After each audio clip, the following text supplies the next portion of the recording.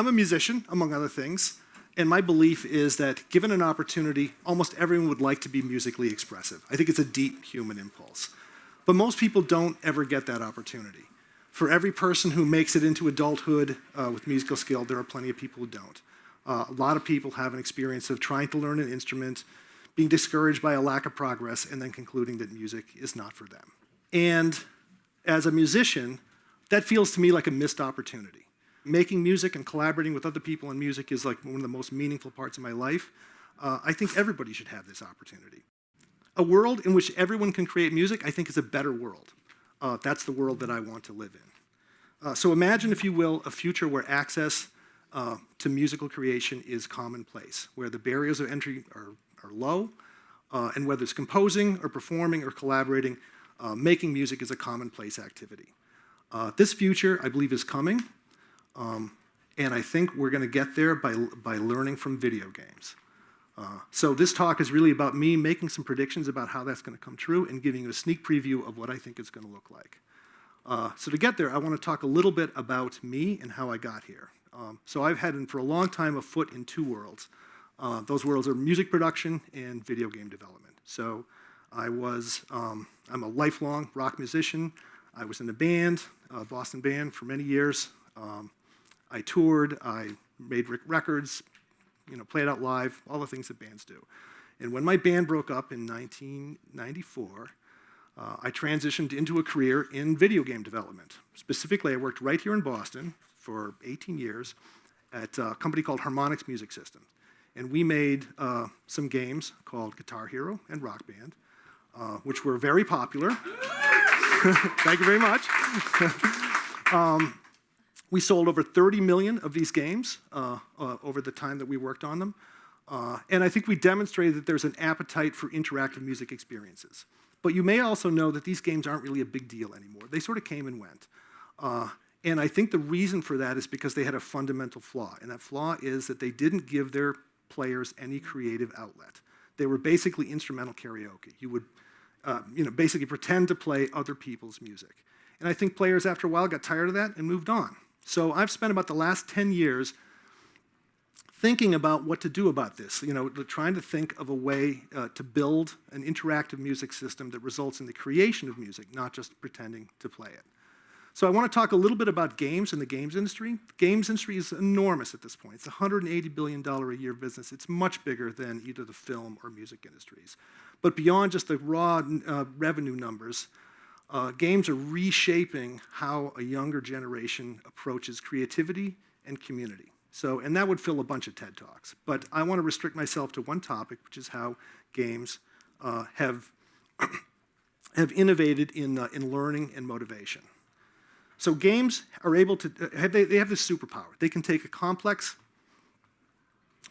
domain of human expression, like any kind of complicated topic, and they can collapse it down into a structured experience that still is built on the original subject matter, but brings it within reach for a mass audience. So for instance, there are sports games now that come out every year, which are like deep simulations of the actual sports they're based on. Professional race drivers now play actually commercial software to learn tracks that they're not familiar with. You can learn an enormous amount about how to fly a real airplane just playing Microsoft Flight Simulator.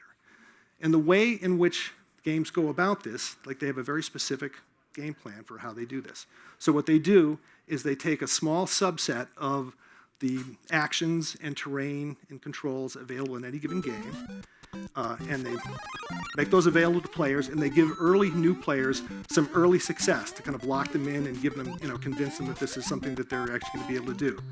And then over time, they introduce new abilities and challenges into the experience, and over time, players get into this sense of continuous challenge and reward, and players climb a skill curve until they get really good at the game.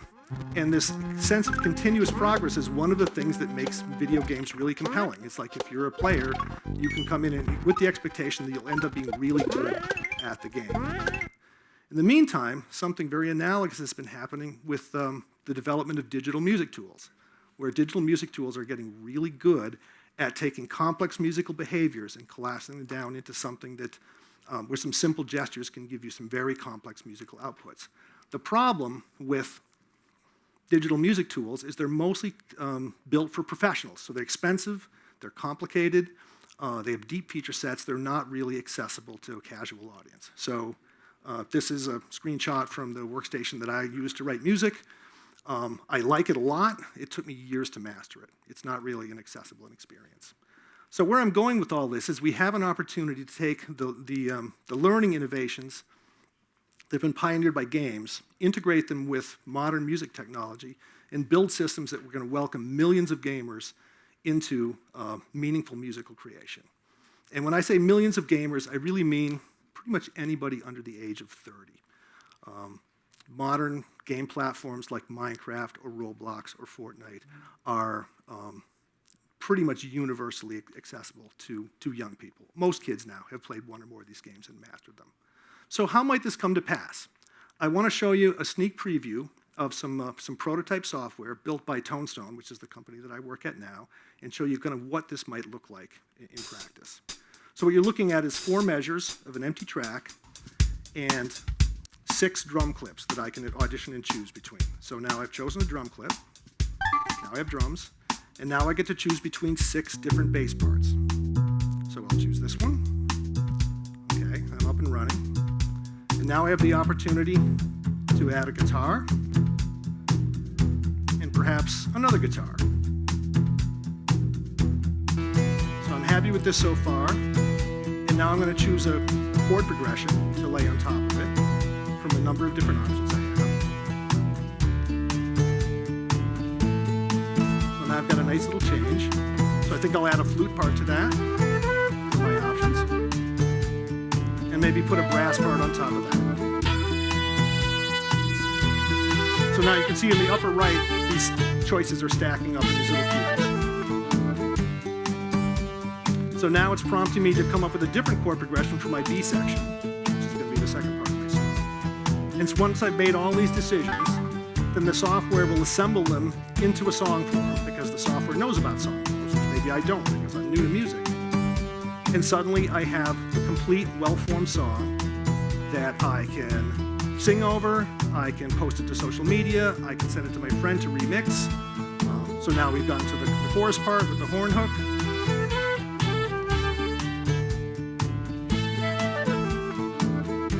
And now I'm in my little B section.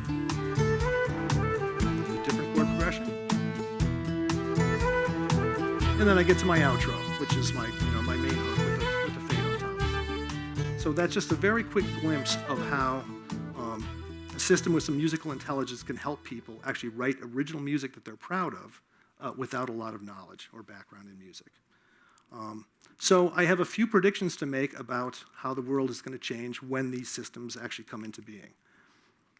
The first is that all this effort that's going into creating, getting good at video games, a lot of this effort is going to move over into mastery of musical skill. So gameplay skill is going to translate into musical skill. A lot of game players have very well-formed neural pathways for just processing symbols. That's all applicable to music. I think that these gamers are going to get really good at music really quick, and I think it's going to be enormously satisfying for them personally. These systems are going to give rise to a new market for musical content. So existing musicians are going to have a new income stream just feeding content into these marketplaces. I think young people are going to connect to each other and form social bonds through collaboration and performance in much the same way they do right now with gameplay. And then I think these new musical forms are going to spin up new genres and some just different ways of performing and composing and collaborating music that I think are just going to blow our minds. It's very hard to predict what direction it's going to go, but having that amount of new musical energy into the system, I think is going to go in some cool and unpredictable directions. So to conclude, this is something that I'm really excited about being in the midst of helping to transform. And I can't wait to see all the new musical energy that's going to come from all these people that are going to be enabled by these systems that we're bringing online. So thank you very much. I appreciate your time and attention.